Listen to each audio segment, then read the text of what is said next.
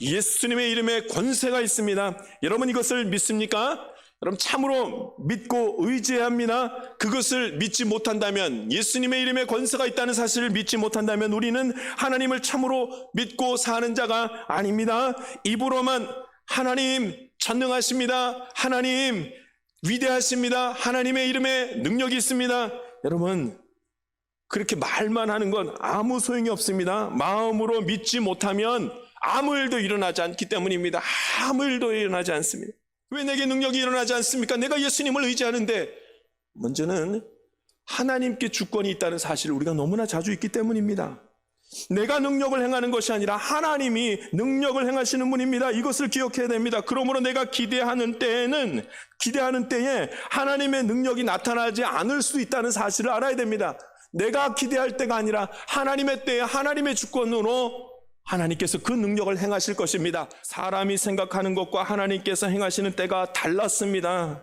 인간의 삶은 나의 의지로 사는 것이 아니라 하나님의 뜻대로 이루어지는 것임을 우리는 기억해야 됩니다. 수많은 은혜는, 그 능력은 다 하나님께 속했으며 하나님의 때에 이루어진다는 주권이 하나님께 속했음을 우리의 입으로 고백할 수 있어야만 하는 것입니다.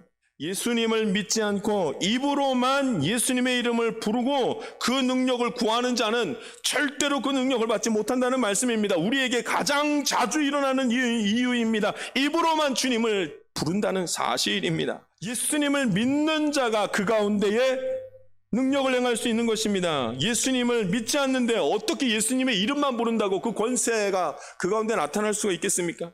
그러므로 여러분, 우리가 예수님을 믿어야 합니다. 우리가 예수가 그리스도라는 사실을 믿고 의지해야 됩니다. 여러분, 믿지 않으면 의지하지 않는 거 아시죠?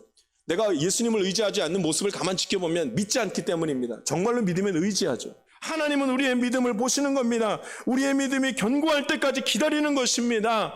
예수님을 믿고 그의 이름을 부르십시오. 그러면 그가 응답합니다.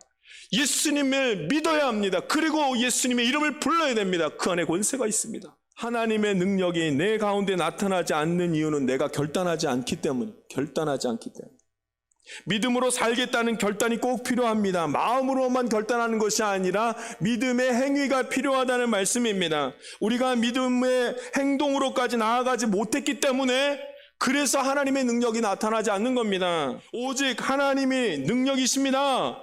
예수 그리스도 이름에 권세가 있습니다. 예수님의 이름만 부르면 되는 것이 아니라 예수님을 정말로 믿어야만 되는지를 이제 알겠습니다. 그때부터 생기는 일이 있습니다. 갈등입니다.